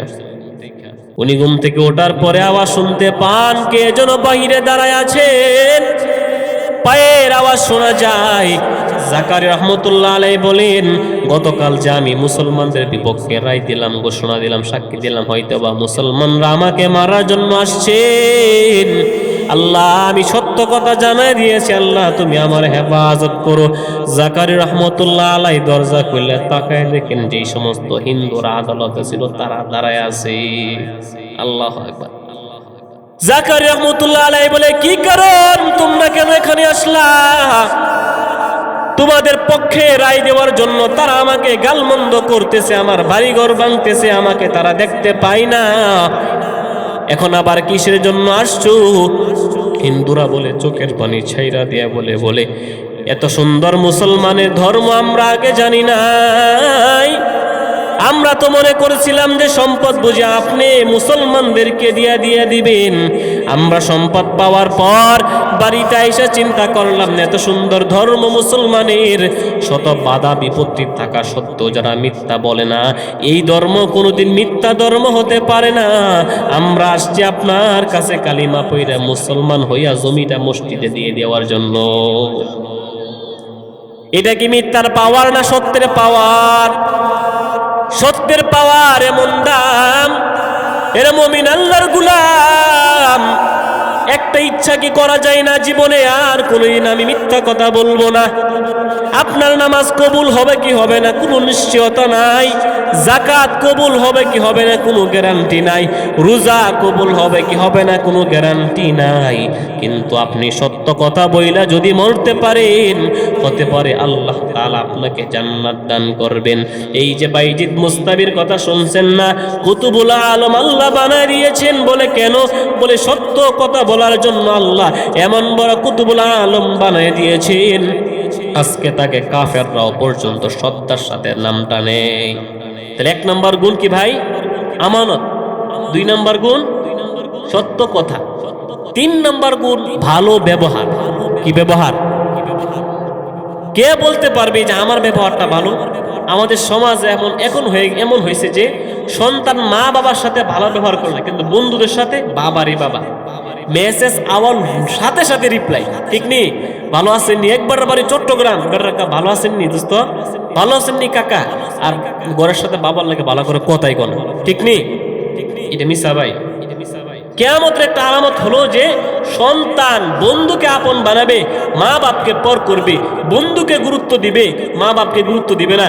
বন্ধুর কথা মানতে যায় রাত 1টা পর্যন্ত সে আড্ডা দিবে, মা যে বলছে বাবা এসার পর ঘরে সে ঘরে আসে না। রাসূল বলেন কিয়ামতের একটা আলামত হলো যে সন্তান মা বাবার চাইতে বন্ধুকে গুরুত্ব দিবে।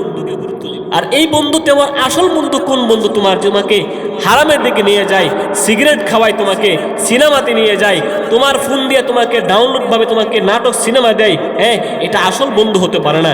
তোমার আসল বন্ধু হলো তোমার মা বাবা, যে মা বাবা তোমাকে গুনাহ থেকে বাঁচানোর কথা বলে। তাহলে 3 নাম্বার গুণ কি ভাই? ভালো ব্যবহার। ভালো ব্যবহার কি পাওয়ার দেখেন, কিতাবের মধ্যে ঘটনা আসছে যে এক ইহুদি, সে একটা চিন্তা করছে কি রে, মুসলমানদের শুধু দিন দিন খালি উন্নতি হইতেছে, তার কারণটা কি? তারা এমন কি গুণ তারা পালন করে যে গুণের কারণে তাদের লোক বাড়তেছে। ইহুদি লোকটা সফরে বাইর হয়েছে যে দেখবে সে কি গুণ তাদের মধ্যে আছে। ইহুদি লোক নিজের দেশ থেকে সফর করে ঘুরে ঘুরে দেখতেছে কি গুণ মুসলমানদের মধ্যে আছেন। সিরিয়ার বাজারের মধ্যে আইসা রাত্রে হওয়ার পর বাজারের পাশে একটা ঘরের মধ্যে থাকবেন, কিন্তু বাতি নাই, খাবার নাই। ইহুদি লোকটা বাতি খাবার আনার জন্য বাজারে চলে যায়। বাজারে যাওয়ার পর ওইখানে একটা দোকানে বলছেন, ভাই আমাকে একটা বাতি, টাকা পয়সা দাও। দোকানদারের ঘরের মধ্যে সব কিছু আছে, কিন্তু দোকানদার বলে আমি বিক্রি করব না, আমার সামনের দোকানের মধ্যে যাও। ইহুদি লোকটা তাকায় দেখে আমি যা যা চাইছি, ইহুদির যা যা প্রয়োজন সব এই লোকের দোকানে আছে, কিন্তু ওই লোকের দোকানে কেন পাঠায় দেয়? ওই লোকটা কোনো কিছু জিজ্ঞাসা না করিয়া ইহুদি পাশের দোকানতে যায় কেনাকাটা করলেন। কেনার পরে উনি আবার প্রথম দোকানে আসলেন। আইসা বলতেছেন, ভাই আমার, আপনি দোকানদার, আমাদের সমাজের মধ্যে দোকানদাররা এমন হয় যে এক দোকানদারকে আরেক দোকানদারকে আমরা ডাউন করবো চিন্তা করে, ঠিক নেই? এমন রেকর্ড পাওয়া যায়, বাজারের মধ্যে যদি 2টা চাষটল থাকে, এক চাষটল বেশি চলে, দ্বিতীয় দোকানদার রাতের বেলা আগুন লাগায় পুড়া ফেলা, ঠিক নেই?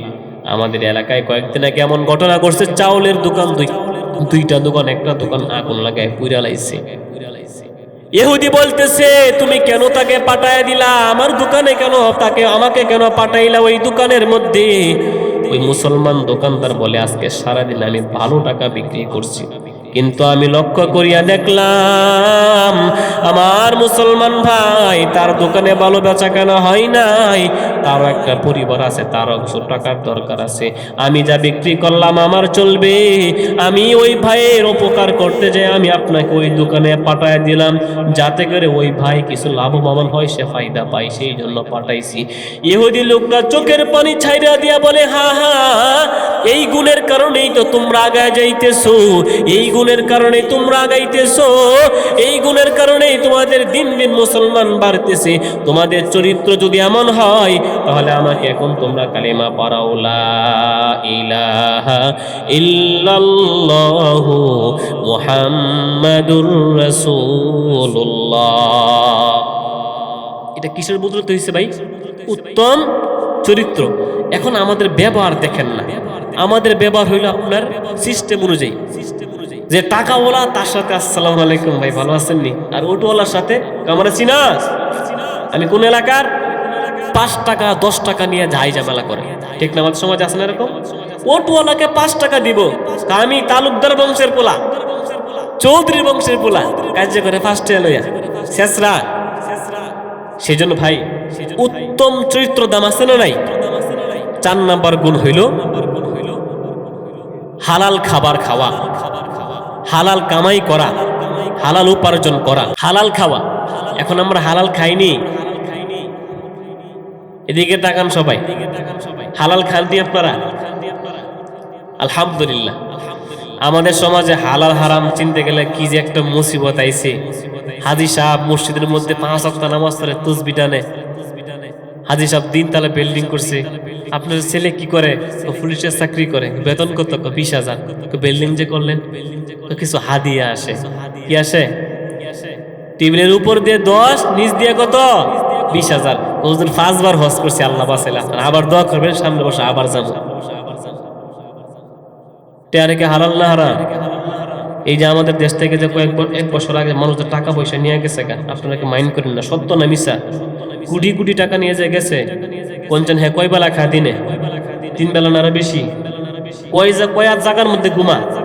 কয়টা বাড়ি লাগে? হ্যাঁ, রসুল যে বলছেন যে সারা কবর সারা বলতো না, এটা প্রমাণ যে কোটি কোটি টাকা লিয়া উনি রওনা দিয়া লাইছে। এগুলা বুক করতে পারবো? হালাল সম্পদ যদি আপনি উপার্জন না করতে পারেন, না খাইতে পারেন, রসুল বলেন হারাম সম্পদকে আপনার কোনো ইবাদত কবুল হবে না। 50 বার হজ করেন, বাইতুল্লাহ তোয়াফ করেন, কপাল আপনার দাগ পাড়াই দিয়েছেন নামাজ পড়তে পড়তে, কিন্তু সুদের ব্যবসা করেন, কাজে আসবে না। ব্যাংকে টাকা রেখে আপনি শুধু টাকা খান, আবার বলেন হুজুর আমরা মাসে একবার মৌলবি খাওয়াই, আমরা চিনেননি। ঠিক নেই? এই 3 খানের মধ্যে বছর একটা গরু দেই, 2টা ছাগল দেই, কই থেকে? ওই চলে আল্লাহ দিলে, কিছু ব্যবসা আছে। কিটা? ও লগ্নি লাগাই। কি লাগায়? সুদ খাই আপনি হাজার সম্পদ অর্জন করতে পারবেন ভাই আমার, যাররা পরিমাণ ফায়দা আসবে না। আপনাকে এই সম্পদ, জান্নাত তো দূরের কথা, আপনাকে এমন জাহান্নাম দিবে যে আপনি কল্পনাও করতে পারবেন না। আল্লাহ তাআলা কিয়ামতের মাঠে বলবেন যে ওই সমস্ত লোকেরা কোথায় যাদের সাথে আমি আল্লাহ যুদ্ধের ঘোষণা দিছি। আল্লাহর সাথে যুদ্ধ করতে পারবেন আপনি? আল্লাহ তাআলা কইব তারা কোথায়? ফেরেশতা বলবে আল্লাহ তারা কারা? বলে আমি যাদের সাথে যুদ্ধের ঘোষণা দিলাম। ফেরেশতা বলবে আল্লাহ তারা কারা? আল্লাহ বলবেন তারা দুনিয়ার পাক্কা নামাজি।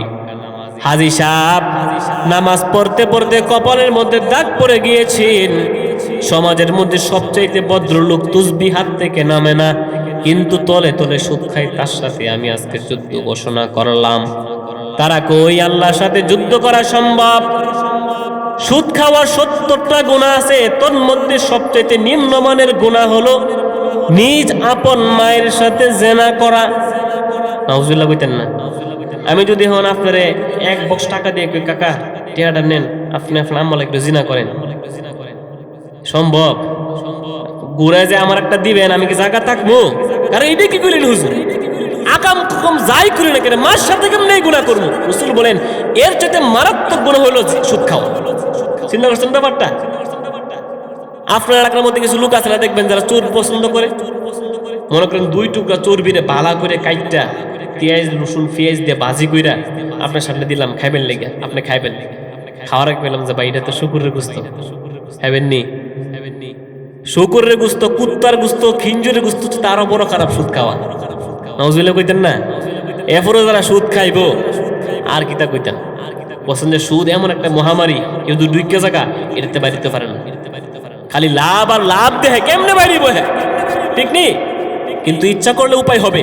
ভাইরা আমার, আমাদের সমাজে গ্রামে সুদ এমন ভাবে ছড়াই ছিটে আছে, গড়ের বাবাই সুদ খায় না, কিন্তু বউ খা। কি খা? এই যে গড়ে গড়ে কিস্তি বাড়িয়েছে, বউ দিয়া কি করে কিস্তি আনা?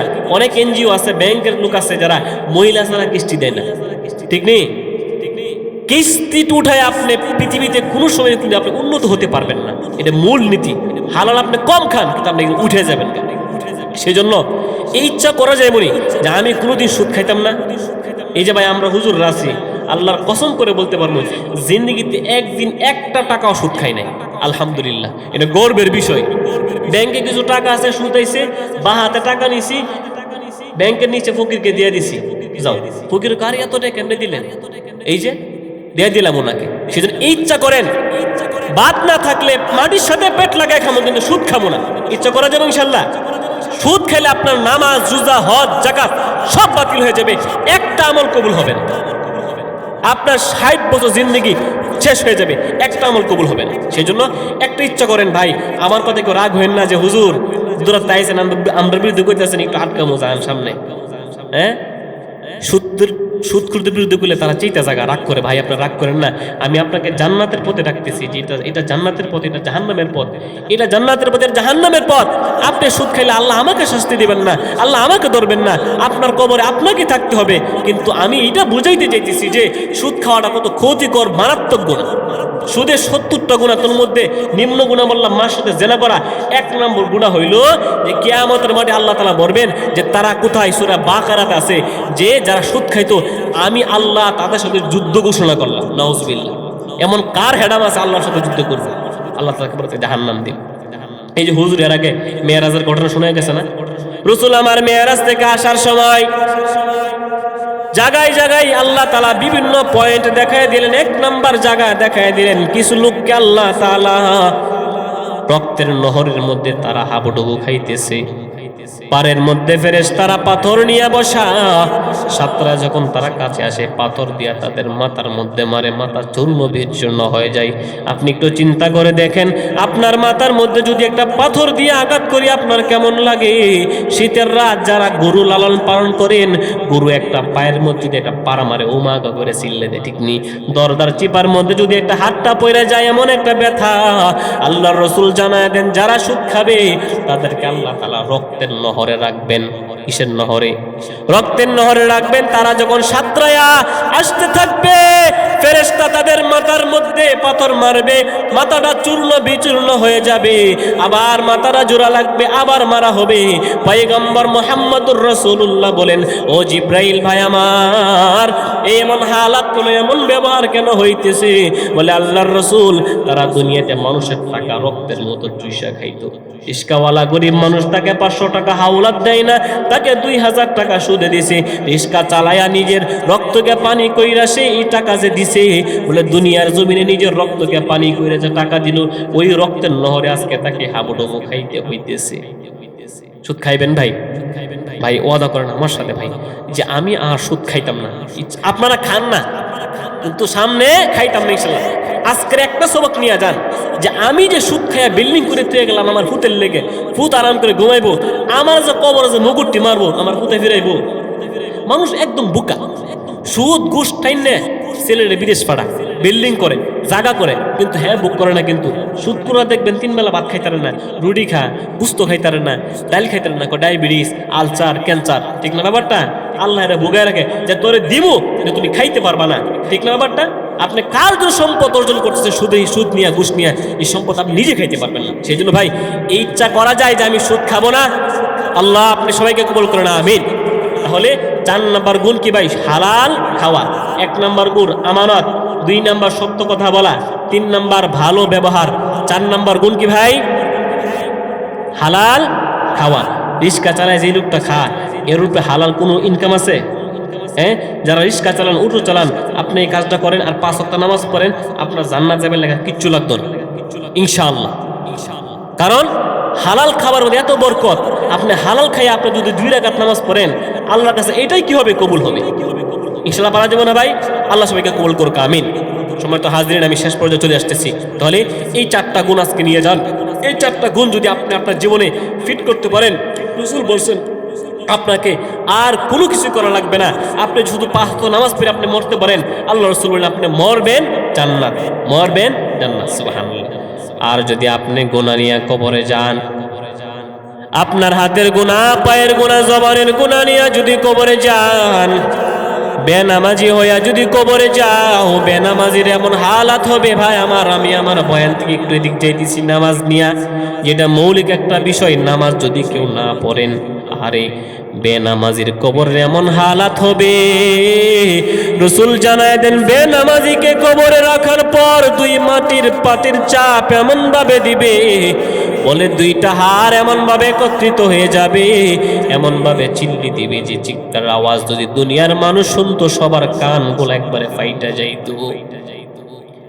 বেনামাজি হইয়া যদি কবরে যাও, রাসূল বলেন বেনামাজি হইয়া কবরে আসবা না। বলে কেন? বলে কবর বড় ভয়ঙ্কর। কবরের মধ্যে 70,000 সাপ আল্লাহ তাআলা কাজ করবেন শুধু সবল দেওয়ার জন্য। কবরের মধ্যে আল্লাহ এমন ফেরেশতা দিবেন যেই ফেরেশতা কানে শুনে না চোখে দেখেন এমন ভাবে মারবেন। আল্লাহর রাসূলের হাদিস থেকে শোনা যায় বেনামাজিকে কবরে রাখলে এমন ভাবে মুগুর দিয়া মারবো বলে 70,000 মাইল নিচে এসে দূরে চলে যাবে। এখন আপনি চিন্তা করেন নামাজ পড়বেন কি পড়বেন না। আপনারা শুকর চিনেননি? শুকর খাওয়া হালাল না হারাম? দুনিয়াতে আল্লাহ শুকর বানাইছেন, বানাই আল্লাহ তাআলা নিকৃষ্ট কইরা বানাইছেন। শুকরের ঘটনা কিতাবে আসছে। শুকর একদিন আল্লাহর কাছে বলে, আল্লাহ তুমি আমারে নিকৃষ্ট কইরা বানাইলা। এক বুজুর্গের সাথে সাক্ষাৎ। বুজুর্গ বলে, আল্লাহ শুকরের সাথে আমি একটু কথা বলি কেন? বলে, শুকর প্রত্যেক দিন ঘুম থেকে ওঠার পরে চোখটাকে আস্তে আস্তে খুলে, তাকে আমি জিজ্ঞাসা করব তুমি কেন আস্তে আস্তে চোখটা খুলো? আল্লাহর কাছে বলার পর আল্লাহ শুকরের জবান খুলে দিয়েছেন। শুকরকে বলেন, ও শুকর তুমি কেন আস্তে আস্তে চোখগুলা খোলো? শুকর বলে, ও বুজুর্গ আমার, আল্লাহ আমারে দুনিয়াতে নিকৃষ্ট কইরা বানাইছেন। আমার চাইতে খারাপ আর নাপাক জুনুদ কোনো জিনিস দুনিয়াতে নাই। আমি চোখগুলা আনো এই জন্য আস্তে আস্তে খুলি যে আমি যেন চোখ খুইলা কোনো বেনামাজি দুনিয়াতে না দেখি। কারণ আল্লাহ যা আমার নিকৃষ্ট কইরা বানাইছেন, আল্লাহর রাসূল বলছেন শুকরের চাইতে খারাপ যারা নামাজ পড়ে না। সুবহানাল্লাহ। ভাই নামাজটা ফরজ যাবেনি ভাই, আপনার নামাজ আপনাকেই যাবে। আপনি যদি নামাজ না পড়েন আপনার কবরে কি তা আমি নামাজ পড়লে কাজ হইব? আপনার নামাজ আপনার কবরকে আলোকিত করবে। আপনি নামাজ পড়েন আর নাই পড়েন ভাই, আপনার জানাজা ঠিকই পড়া হবে, ঠিক নেই? আমি আপনি যদি মারা যাই, এখানে কোনো বাজার আছে? এই বাজারে কোনো দোকানদার কি কইব যে এই লোক মারা গেছে আমি আজকে কিস্তা বেচতাম না? এই কথা কইব? এলাকার কি কি কইব যে আব্দুল করিম মারা গেছে আজকে আমরা খাইতাম না? এই কথা কইব? ইমাম সাহেব মুসল্লি কইব যে আজকে লোকটা মারা গেছে আমরা 14 দিন আমরা মসজিদে লাগাতার নামাজ পড়ি? কথা কইব? আপনি আমি কিচ্ছু না, মারা যাবো, এখন মারা যাবো কথার কথা। ও তাড়াতাড়ি লাশ দিয়ে লাশটা নরম হয়ে যাবো গা, ঠিক নেই ভাই? আপনি আমি কিচ্ছু না। আমি আপনি মারা গেলে ভাই আমাকে লাশ বলে সম্বোধন করবে। হ্যাঁ, বাবা মারা গেছে, সন্তান বলে আব্বা কোনা অনকে লাশ কো। যে বিবিরে জড়াই আপনি ঘুমায় থাকতেন, মারা গেছেন, বিবিরে 10 লাখ টাকা দিলে আপনার আনতে ধরে ঘুমাইতো না? ঘুমাইবো? দেখবেন মরার লাশ দেখলাম মানছে ডরা না? হ্যাঁ, আল্লাহ সুবহানাল্লাহ। আমরা নিজে দেখছি, আমরা টাকাতে যখন পড়ি, এই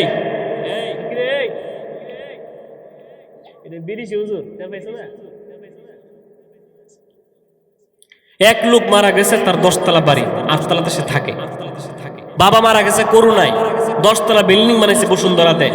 বাপ মারা গেছে, ফোন করছে, হুজুর আব্বা যে মারা গেছে ডর করতেছে, কেন যাবো, 2 দিন হুজুর পাঠান। বাপরে নিচতলায় রাখছে, সারা রাত দারোয়ান 1000 টাকা দিছে, পাহারা দিছে, পোলাপান ঘুমায়। কেটা মারা গেছে? বাপ। ঘুমায় কে? বিল্ডিং কার? সবাই আরাম করবে, আপনার কোনো খবর নেবে না। 3 দিন সর্বোচ্চ কন্যা করবে। আপনি আমি মারা গেলে দেখবেন পাশের বাড়িতে পোল্ট্রি মুরগিতে ভাত ফাটাইবো, আলু ভর্তাতে ভাত ফাটাইবো। হ্যাঁ, একটা পোল্ট্রি মুরগিতে একটু বেশি করে খাও, তুমি যেমনি কাঁদছো বাবা তুমি কাইলিয়ে পড়ছো, তুমি একটু টুকরা বাড়াইলো, ঠিক নেই? এমন করে না? কিন্তু আলু ভর্তা বাড়াইলো, তুমি বেশি করে কাঁদছো, তুমি বেশি করে খাও, তুমি অনেক মেহনত করছো। সেজন্য ভাই আমি আপনি মারা গেলে দুনিয়া থাইমা থাকবো না। দুনিয়ার গতিতে চলবো। অর্ধেক ক্ষেত লাগা মরে গেছেন গা, সন্তানরা কইতো না যে বাকি ক্ষেতটা থাকুক, বাকিটাকে লাগাই ফেলবো, ঠিক নেই?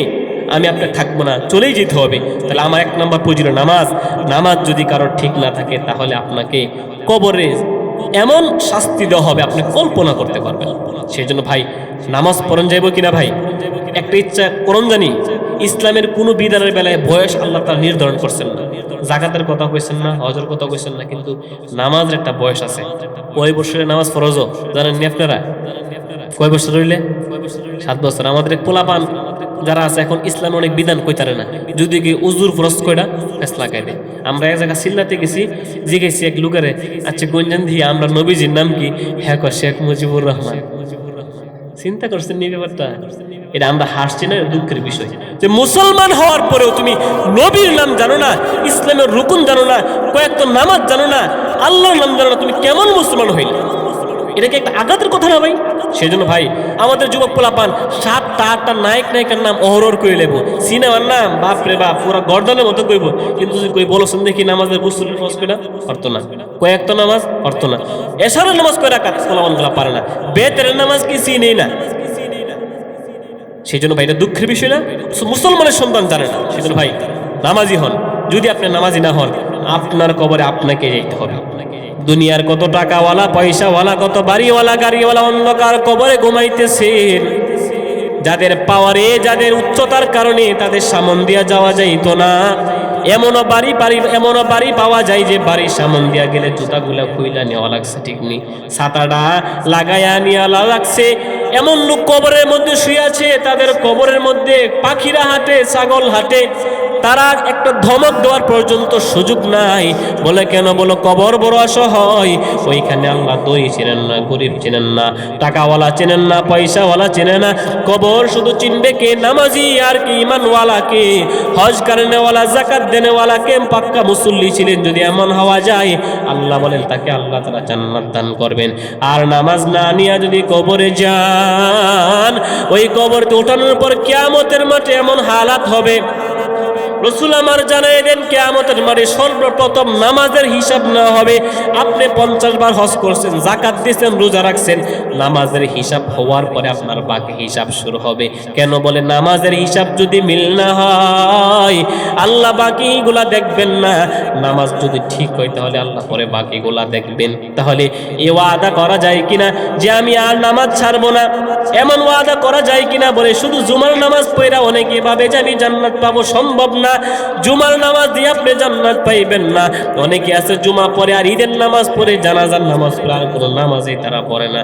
আবার বলে আমরা মুসলমান। না না, জুমা পড়া, জানাজা পড়ে, ঈদ নামাজ পড়ে আপনি মুসলমান হতে পারবেন না। বরং আপনাকে মুসলমান হতে হলে আপনাকে 5 ওয়াক্ত নামাজি হওয়া লাগবে। সেজন্য ভাই ইচ্ছা করা যায় কিনা নামাজের এই পিছনে যারা আছেন ভাই, ইচ্ছা করা যায়নি ভাই, নামাজ পড়ান যাবে ইনশাল্লাহ। আজকে একটা ওয়াদা করে যান যে আজকের মাহফিল স্বার্থ হবে যে আমি আর নামাজ ছাড়বো না। আমি আগেও বলছি, আপনি নামাজ পড়েন না নাই পড়েন, আপনার নামাজ ঠিকই পড়া হবে। কোন নামাজ এটা? কোন নামাজ এটা? কেমন করে ঘুমাও তুমি, কেমন করে ঘুমাও তুমি, ফজর করে কাজা, এমন তো হতে পারে জোহরে জানাজা তোমার, এমন তো হতে পারে জোহরে জানাজা, ঠিক কিনা? কেমন করে ঘুমাও তুমি হো, কেমন করে ঘুমাও তুমি, ফজর করে কাজা, এমন তো হতে পারে জোহরে জানাজা তোমার, এমন তো হতে পারে জোহরে জানাজা। মুসলিম হয় না জন্ম নিলে মুসলমানের ঘরে, কাফের মুমিন তফাটা হয় নামাজের উপরে, ভাইরে নামাজের উপরে। মুসলিম হয় না জন্ম নিলে মুসলমানের ঘরে, কাফের মুমিন তফাটা হয় নামাজের উপরে। এ জীবনে নামাজ যেন, এ জীবনে নামাজ যেন হই না কবু কাজা, এমন তো হতে পারে জোহরে জানাজা তোমার, এমন তো হতে পারে জোহরে জানাজা। নামাজ ছাড়া যাবে? এরে মুমিন আল্লাহর গোলাম, একটা ওয়াদা করা যায় কিনা? দুনিয়াতে বড় ইবাদত আমি করতে পারলাম বা নাই পারলাম, আমি ঘুরে ঘুরে ভালোভাবে বলতেছি ভাই আমার, আপনি হজ নাও করতে পারেন, যাকাত নাও দিতে পারেন, উমরা নাও করতে পারেন, কিন্তু বেনামাজি হইয়া কবরে যায়েন না। বেনামাজি হইয়া যদি কবরে যান, ওই কবরের শাস্তি আপনি বুক করতে পারবেন না। ওই কিয়ামতের মাঠে সবাই যখন ইয়া নাফসি বলতে থাকবে, যেই দিন মা সন্তানকে চিনবে না, সন্তান মাকে চিনবে না, আল্লাহ রাব্বুল আলামিন জানায় দেন একটা নেকির জন্য মানুষগুলা হাউমাউ করে কান্না করতে থাকবে। আল্লাহ তাআলা একজনকে ডাক দিবেন, এইদিকে আসো, তোমার 99টা নেকি হয়েছে, একটা নেকি যদি তোমার হয় তুমি জান্নাতে যাইতে পারবা। ওই লোকটা বলবে, আল্লাহ একটা নেকি আমার জন্য আনা কোনো বিষয় না, আমাকে আপনি একটু সুযোগ দেন, আমি আনতে পারবো। কেন? বলে আমার বন্ধু বান্ধব, আমার ভাই বেড়াদার, আত্মীয় স্বজন অভাব নাই। দুনিয়ার জমিনে কত বন্ধুদের সাথে তুমি আড্ডা দিয়েছি,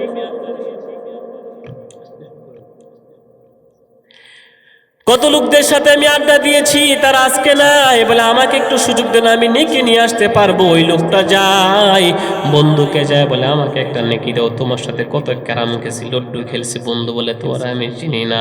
সর্বশেষ মার কাছে যায়, বলবে আম্মা জান, দুনিয়াতে কেউ ভালো না পাইলে তুমি আমারে ভালো পাইতা, তোমার মতো মোহাব্বত আর কেউ করতে পারতো না আম্মা। দুনিয়াতে আমারে কেউ মারলে, আঘাত পাইলে তুমি সবার আগে কান্না করতা, আজকে তোমার সন্তান একটা নেকির জন্য জাহান্নামের আসামি হয়ে যাবে, আম্মা জান আমাকে একটা নেকি দিয়ে সাহায্য করো। মা মুখ ফিরে বলবে, তুমি কই থেকে আসছো? দুনিয়াতে আমার বিবাহই তো হয় নাই। সূরা হাদিস। বাবার কাছে যাবে, কেউ তাকে একটা নেকি দিবে না। ওই দিক দিয়ে জাহান্নামের আওয়াজ, হাল মিম মাজিদ, আল্লাহ গুনাহগার গুলাকে আমার পেটে দাও।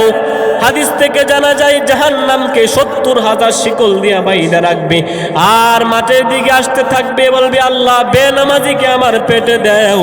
আর ওই দিক দিয়ে আল্লাহর রাগান্বিত আওয়াজ, লিমানিল মুলকুল ইয়াউম, আজকে কোনো দয়া মায়া হবে না, যারা গুনাহগার তারা জাহান্নামে যাও, শুধু ইয়া নাফসি করতে থাকবে। ওই দিন একটা নেকির কিতাব বুঝে আসবে। কিন্তু ওই দিন যারা, রাসূল বলেন যারা দুইটা সময় মসজিদে আসা যাওয়া করবে, দুইটা সময় মানে আসর এবং ফজর, এশা এবং ফজর, বলছেন যারা দুইটা অন্ধকার সময় মসজিদে আসা যাওয়া করবে, রাসূল বলেন তারা কিয়ামতের মাঠে তারা নূরের তাজাল্লি পাবে, নূরের চেয়ার পাবে। সেজন্য ভাই নামাজ ছাড়া যাইবো, একটা ওয়াদা করতে পারবেন নি, হুজুর আপনি বরিফতে আইছেন, একটা ওয়াদা করে দিলাম আমরা নামাজ ছাড়তাম না, আর উড়ান দিই ইনশাল্লাহ। আয় আল্লাহ আপনি আজকে কবুল করে নেন আল্লাহ, নামাজ ছাড়বা না, মা বাবার অবাধ্যতা করবা না, হারাম খাইবা না, সুদ খাইবা না, আলেমদের সাথে বেয়াদবি করবা না। এই নিয়ত যদি থাকে, ওয়াজ থেকে ওঠার পরে তুমি একটা পাক্কা ওয়াদা করবা, হারাম খামো না, নামাজ ছাড়বো না। আয় আল্লাহ সবাইকে কবুল করে নেন আল্লাহ, হালাল পথে চলার তৌফিক দান করেন, আমিন। আলহামদুলিল্লাহি রাব্বিল আলামিন।